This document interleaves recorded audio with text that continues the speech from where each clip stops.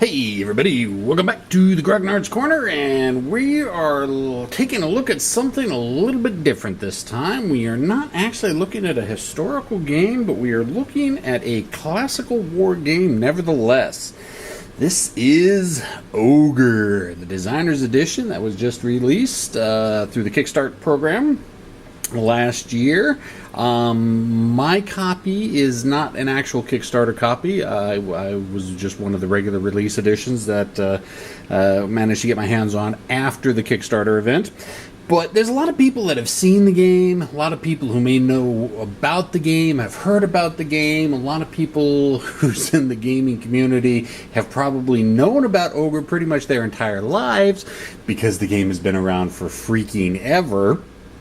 But not many people have actually gotten a chance to really take a good inside look at it. So that's what we're gonna be doing today.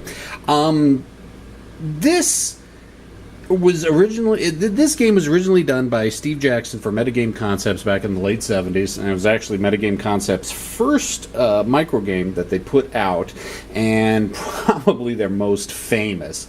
It has been done and redone, and there were computer editions, and there's probably 4 or 5 rules editions, and miniature systems and miniatures that came out, just variations and expansions, and it's a classic. It's been out there forever, and everybody should know who Steve Jackson is, of GURPS fame, of Car Wars fame, of Munchkin fame. It's kind of one of his watershed projects. I think anytime he needs to make a little money, he kind of runs back. Let's do something new with OGRE, because that's always guaranteed to make some money. So, but this is a huge box, and I don't think people really understand how big this box is until they actually see it in person. Now, this is sitting on my card table right now, and card tables are pretty damn big, and this is covering most of the card table. All right, here's my hand. All right, you could bury a small person in this box. It is so freaking, and it's heavy. So let's go ahead and take a look inside. If I can even get it open, it forms its own suction. Ow, come on. Ah, there we go. All right. Now, it's got some pretty cool components. Ziploc bags did not come with it. These are mine. I don't even know why I've got these in here. Got some pretty cool components for it. First off, it's got these 2 trays that came with it that actually allow you to separate out the different vehicles. So, for example, here is one of the ogres. Now, these are really nicely done, 3-dimensional. I don't want to really say that they're miniatures, but they are miniatures, but they're not. It's basically very, very thick cardstock. I mean, you can take a look. Take an example of my thumb to that cardstock. How thick this cardstock is. And basically, you punched them out of this thick cardstock and assembled them all together like so. And it's functional. It works. It actually is pretty damn cool. And it took me probably 4 or 5 hours to punch everything, but I'll go ahead and lift this up a little bit. It comes with, if you can see this, Mark IVs. So you put the Mark IVs in there. And Mark Vs. You got the Mark V OGRE here. You got the slots for the Mark V. And it's got various components for, more Mark Vs, more Mark Vs, and Mark IIIs here. Whole bunch of different components. And then you've got a second. Now, since I don't have the actual Kickstarter kit, there are some spots of mine that are empty that only came with the Kickstarter. Like, for example, the Vulcan. And, I only have one of the Doppelsolder. But the Kickstarter came with 2. And there's also Strongholds. And there's these turrets, which are pretty cool.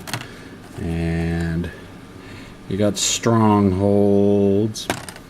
So I always thought that was really cool that they gave you these huge, massive plastic components to separate all the various pieces. They also gave you a couple sheets of stat cards for all the various ogres. Now what I did is I just went down to my local, Staples, laminated them all and cut them all out, and they're, they got the stuff on the back sides as well, so you're for red team and blue team, and they've got all the pertinent information on it.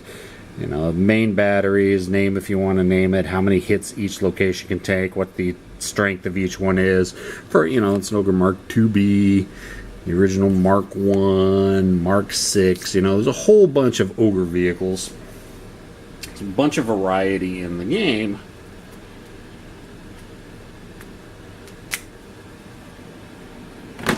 So go ahead and pull these trays out.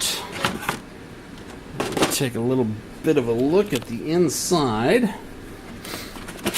Now, of course, it comes with the obligatory turn sequence, combat results table. Now, the combat results table, there's not much to it. I mean, you're talking about a game that originally came out in the 1970s for $2.95 that was released in a Ziploc bag, had maybe 12 pages to it, an 8.5 by 11 card stock map and some card stock counters. So you're not going to get too deep and too detailed with the combat results table. You've got the size table, and of course, your terrain effects chart, all the various terrain effects. I went ahead and they gave you 2 of these. These were good card stock, but I went ahead and laminated them anyways, just because I like having laminated player aids. And then we've got the rule book, and this is the 6th edition. And for the most part, the original Ogre rules, just the base Ogre rules, like I said, take up maybe, 12 pages, 15 pages. Then it starts to add in some of the other stuff that was included in later expansions, like GEV, which was an expansion, which added more ground vehicles, more infantry type. But, this rule book here, 24 pages, big, thick, predominant fonts, nice color graphics. You got some historical stuff at the front. A very serviceable rule book in the scenario. You got the basic scenario book. And honestly, there pretty much was just one scenario when the original Ogre came out. It's when GEV was released, its first expansion, that they started doing more with scenarios.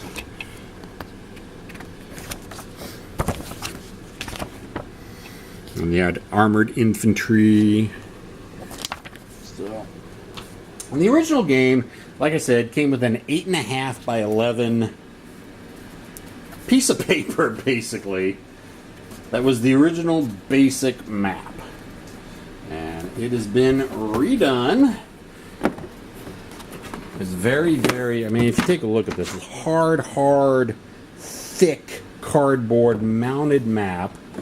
And being an old school Avalon Hill gamer, I've always loved mounted maps. But that right there is the basic Ogre map. And the whole premise was you had a single Ogre coming on from the south, and it had to try to get across the map and destroy the command post that was up at the north. And the cool thing about it was, depending on which Ogre you were using, and they had a whole plethora of them, determined how many points the defender got to buy to build his defenses. Infantry costing so many amount of points, tanks costing so many amount of points, artillery costing so many points. This is the first time I had ever seen a point buy in a game system ever. Period. I thought that was just the coolest thing. Well, a couple years later, after Ogre, they went ahead and released GEV, which started bringing in a whole bunch of new different terrain types. It had a whole bunch of different types of maps, and there are 8 of these suckers, 8 of these very, very thick cardboard mounted maps. Not really. A lot of them are geomorphic, although there are, 2 halves to each side that do make it up. make up a single map, and then those are kind of geomorphic. These aren't matching geomorphic boards. But as you can see, they started adding in cities and just a more urban and rural fight other than the basic blasted landscape that was in the basic Ogre. And there are counters. Counters upon counters upon counters. I mean, there are rows and rows. Like I said, it took me like 4 or 5 hours to punch this thing out.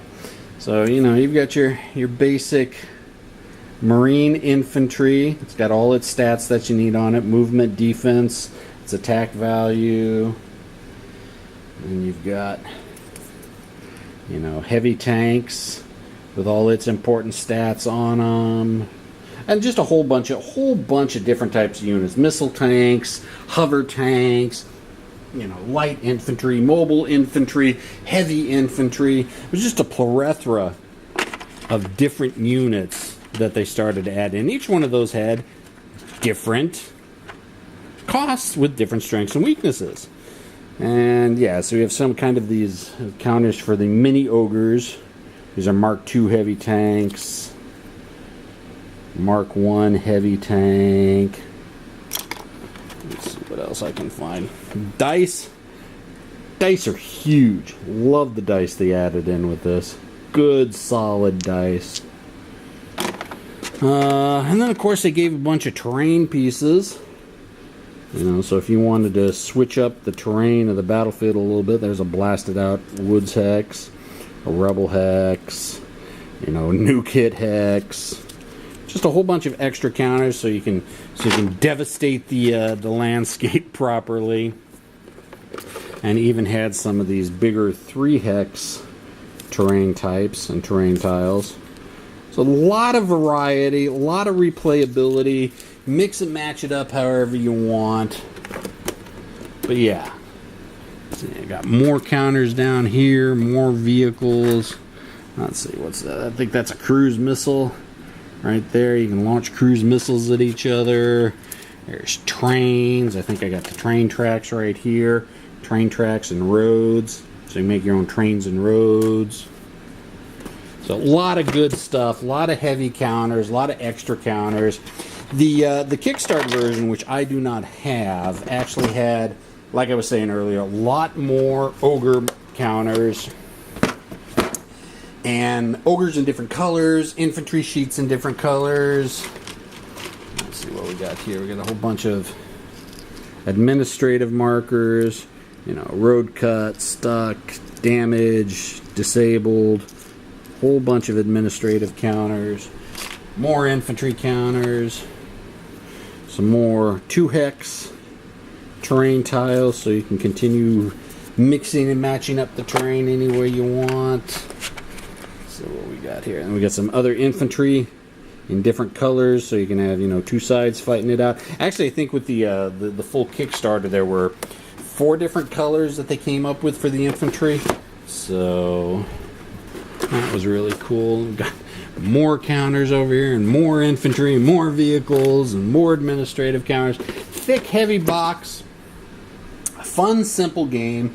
Not really much to it. I mean, it's honestly one of the lighter war games that are out there. I may throw this on the table. I haven't really quite decided yet. So that's where I'm going to have y'all come in. And if y'all want to see me get this on the table and go through a turn-by-turn, an actual playthrough of it, of the basic Ogre, I may not jump into GEV. But just to the basic Ogre, just to see how the game runs, let me know, people.